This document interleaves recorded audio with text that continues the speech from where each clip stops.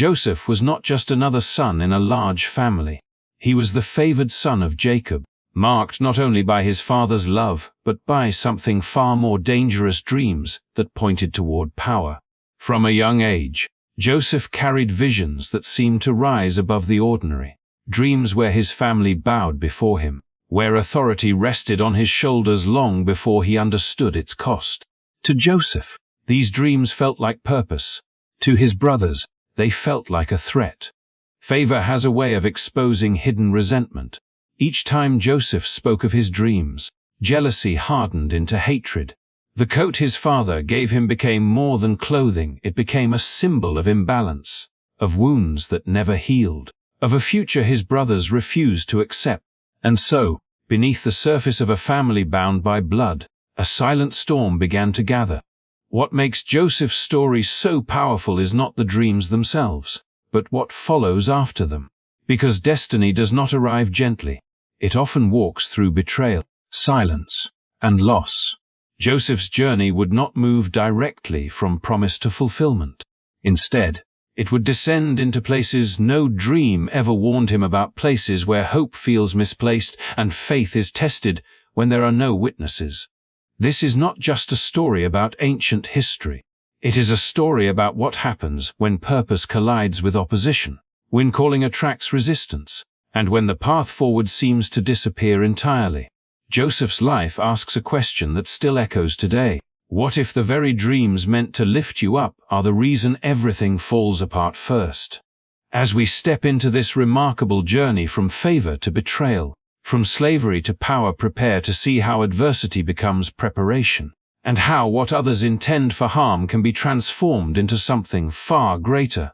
If stories of faith, resilience, and hidden purpose speak to you, do not forget to like this video, subscribe to the channel, and turn on notifications so you never miss a journey like this one. The story begins now. The tension that had been building in silence finally found its moment. Joseph's dreams had unsettled his brothers, but it was his father's visible favoritism that kept reopening the wound, day after day, until resentment no longer needed words. When Joseph was sent to check on them in the distant fields, he walked forward unaware that this simple act would become the turning point of his life. From afar, his brothers saw him coming, the familiar outline of the favored son against the open land, and something hardened within them. In that moment, Joseph was no longer a brother. He became a reminder of everything they felt denied, overlooked, and replaced. Their anger did not erupt all at once. It moved slowly, fed by years of comparison and unspoken bitterness. The dreams they had mocked now felt dangerous, as if spoken destiny itself needed to be erased before it could take shape.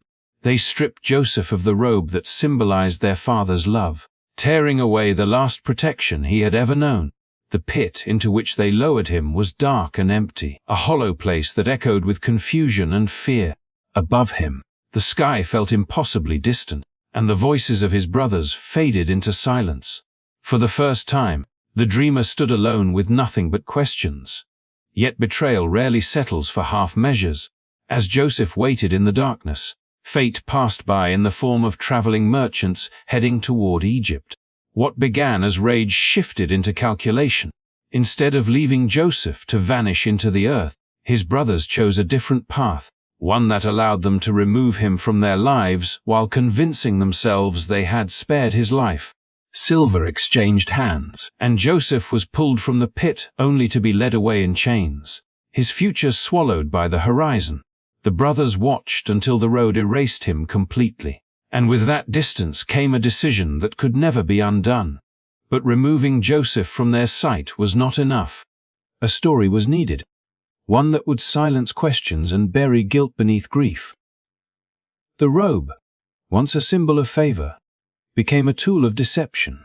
Stained with blood, it was carried back to their father, who recognized it instantly. Jacob's world collapsed in a single moment.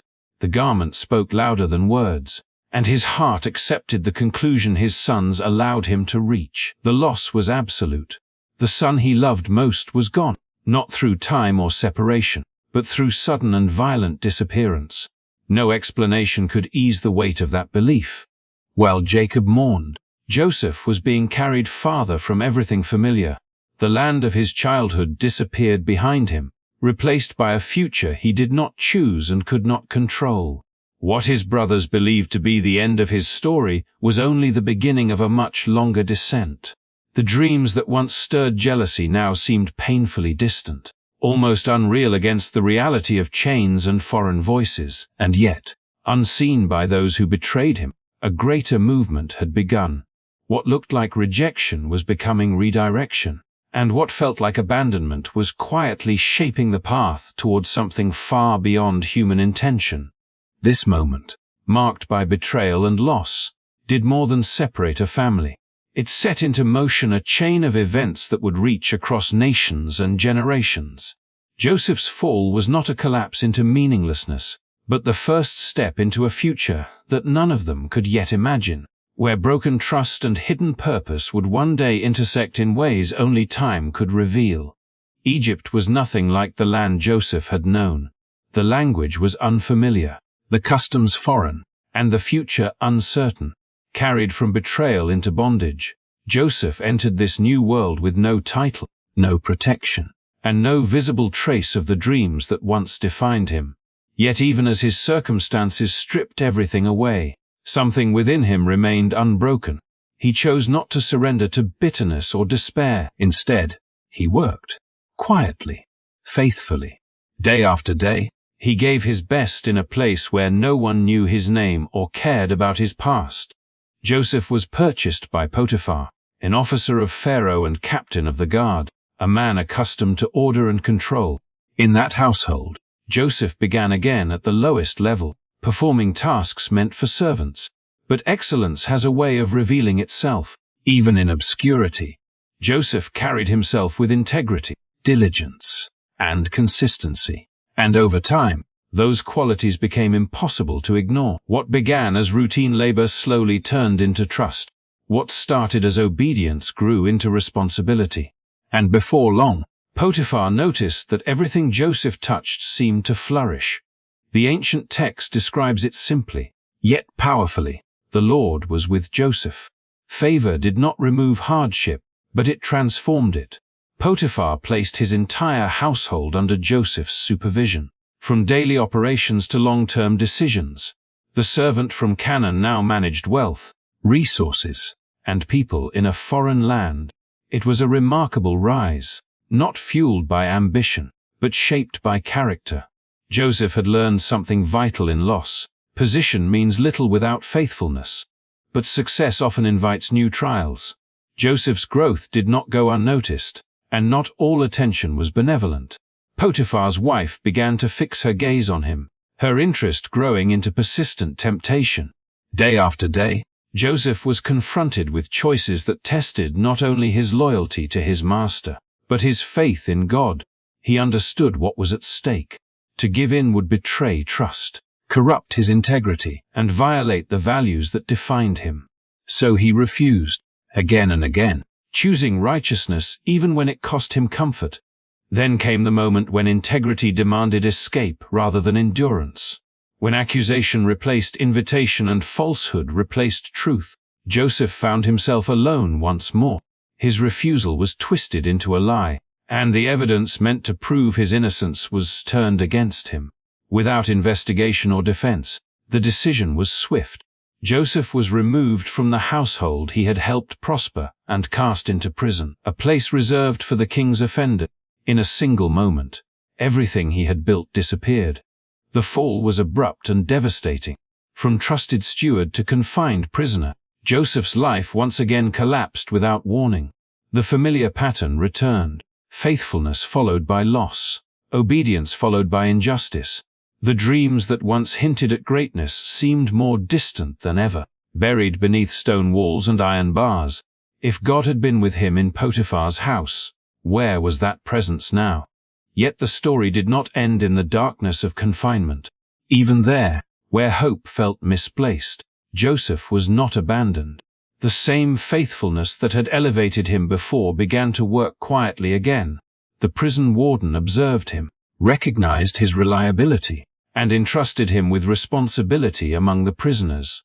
Once more, Joseph rose, not because his circumstances improved, but because his character remained unchanged. This chapter of Joseph's life reveals a truth often overlooked. Favor does not mean exemption from injustice. Integrity does not guarantee protection from false accusation. But faithfulness, even when unrewarded by people, is never unseen by God. What appeared to be another detour was, in fact, preparation. The prison was not the end of Joseph's journey, but a place where patience was refined, humility deepened, and purpose quietly aligned with timing beyond human control. The prison became Joseph's world, a place where days blended into one another and hope was measured in small mercies. Stone walls replaced open fields, and iron bars marked the boundary of every future he could imagine. Yet even here, in a space designed to confine both body and spirit, Joseph did not abandon the discipline of faithfulness he had carried from the beginning. He served quietly, earned trust again, and accepted responsibility without complaint, as if he understood that purpose does not pause simply because circumstances turn dark. Over time, the keeper of the prison noticed what others before him had seen. Joseph brought order where there was chaos and calm where there was unrest. Tasks entrusted to him were completed with care, and the weight of management slowly settled onto his shoulders once more. Though still a prisoner, Joseph became a steward within confinement, overseeing the daily lives of others who, like him, waited for outcomes they could not control. In this place of waiting, something unexpected happened. His gift, long overshadowed by suffering, resurfaced. 2 officials from Pharaoh's court were brought into the prison, men accustomed to power now stripped of certainty. Each carried unrest in his heart, troubled by vivid dreams that lingered long after sleep faded. Joseph noticed their distress, not with curiosity, but with compassion. He asked why their faces were heavy, opening a door that would change everything. When they shared their dreams, Joseph did not claim authority or insight for himself. Instead, he acknowledged the source of understanding beyond human wisdom and invited them to speak. As he listened, Joseph recognized patterns shaped by God's voice. With clarity and restraint, he explained what the dreams revealed, one pointing toward restoration, the other toward judgment. The interpretations were not softened or exaggerated, only delivered with honesty. Days later, events unfolded exactly as he had said. One official was restored to honor, the other removed from his position. In that moment, Joseph's gift proved itself once again, not as a tool for self-advancement, but as a means of truth. Before the restored official left the prison, Joseph made a single request. He did not ask for wealth or revenge, only to be remembered. After years of silence and loss, this felt like the smallest thread of hope, a possibility that the outside world might finally open again. As the prison gates closed behind the departing official, Joseph waited, believing that justice might soon follow faithfulness. But days turned into weeks, and weeks into months.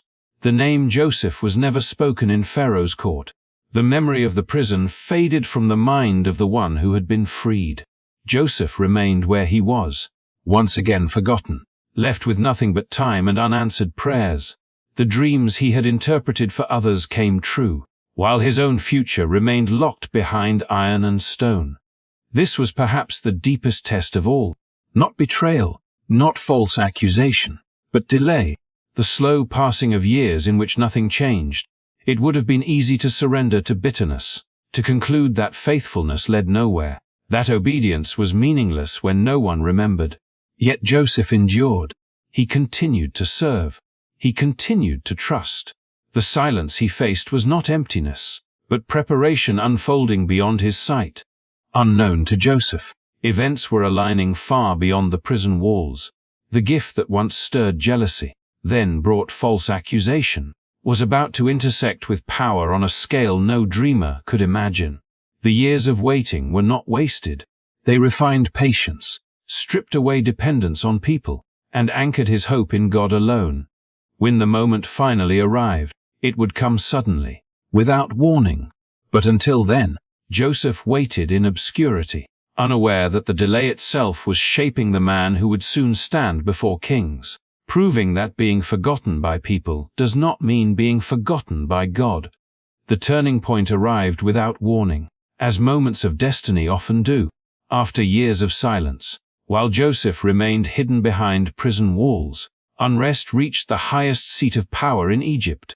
Pharaoh, ruler of a vast and prosperous nation, was shaken by dreams that refused to release their grip on his mind. They were vivid, unsettling, and heavy with meaning. 7 strong cows grazing peacefully were devoured by 7 gaunt ones, yet nothing changed in their appearance. 7 full heads of grain were swallowed by 7 thin and scorched by the east wind. The images lingered like unanswered questions that demanded resolution. Pharaoh summoned his wisest men, magicians, and advisors, men trained to interpret signs and symbols, yet none could offer clarity.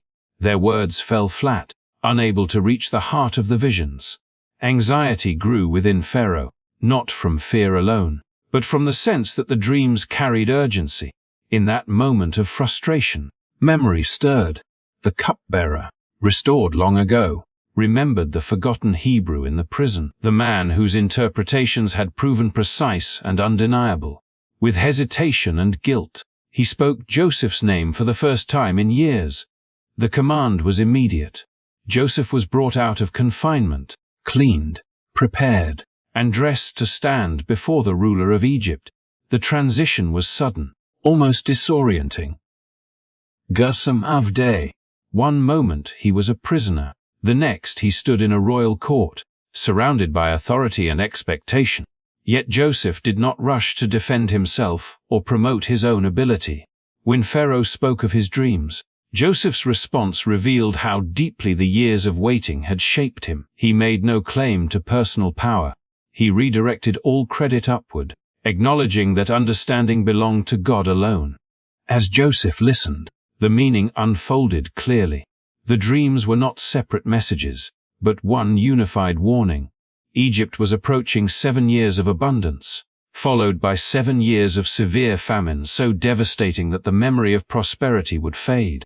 The repetition of the dreams signaled certainty and urgency. But Joseph did not stop with interpretation. He offered counsel. He spoke of preparation, of gathering surplus during the years of plenty, of appointing wise leadership to preserve life when scarcity arrived. His words carried both wisdom and calm, the voice of someone shaped by hardship and patience rather than ambition. The court fell silent. Pharaoh recognized what others could not. This was not merely insight. It was discernment guided by something beyond human skill. In Joseph, Pharaoh saw a man marked by wisdom, clarity, and restraint, without hesitation. Dusam. He elevated Joseph to a position of authority unlike anything he had known before. The prisoner was clothed in fine linen, a symbol of rank. A signet ring was placed on his hand, granting him power second only to Pharaoh himself. In a single day, Joseph moved from forgotten captive to ruler over Egypt. The rise was astonishing, but it was not accidental. Every season that preceded it had prepared him. The pit taught humility. Slavery taught responsibility. False accusation taught endurance. Prison taught patience. Now, entrusted with the future of a nation, Joseph carried the weight of leadership not as a triumph, but as a calling. He traveled throughout Egypt, organizing storage. Kursamavde, overseeing harvests. Kursamavd, and preparing for what lay ahead. Grain was gathered in abundance, measured beyond counting. As Joseph executed the plan with precision, what seemed like delay was revealed as timing. What appeared to be rejection became redirection. Joseph's dreams, once mocked and misunderstood, were now unfolding on a scale far greater than he had imagined. Authority did not come through force, but through faithfulness sustained across years of waiting. In standing before Pharaoh, Joseph did more than interpret dreams. He stepped fully into the purpose that had been forming quietly all along, proving that when the moment arrives, preparation speaks louder than position, and integrity outlasts every setback. The famine came exactly as Joseph had foretold. The years of abundance faded into memory as the land grew dry and hunger spread beyond Egypt's borders. Nations came seeking grain, drawn by whispers that survival could be found under Egypt's careful administration. And standing at the center of that provision was Joseph, once a slave, now the one entrusted with opening storehouses and preserving life. What the world saw was power and authority. What Joseph carried within him was a story still unfinished. One day, among the crowds who bowed before him, Joseph recognized familiar faces. His brothers stood there, worn by time and need, unaware that the ruler before them was the very one they had betrayed years earlier. The moment must have stirred memories long buried. The pit, the silver, the long road into exile. Joseph had every reason to expose them, to let justice speak in its harshest form. Yet he chose a different path. He tested their hearts, not to punish, but to see whether time and hardship had changed them. When the moment finally came, Joseph could no longer hide the truth. He sent everyone else away, and the walls that had separated ruler from brother fell with tears and trembling voices. His revelation stunned them into silence. Fear flooded their faces as they waited for judgment. Instead, they heard words that redefined the meaning of power. Joseph told them not to be afraid, not to be consumed by guilt, because what they intended for harm had been woven into something greater. God had used betrayal to position him, suffering to prepare him, and delay to align the moment of rescue. Joseph did not deny their wrongdoing, but he refused to let it define the ending. Forgiveness flowed not from weakness, but from clarity. He saw beyond personal pain to a larger purpose. Through his rise, entire nations had been preserved. Through his endurance, his family would survive. He invited his brothers to bring their father and households to Egypt, offering them safety, provision, and restoration. What began as a fractured family would become a protected people.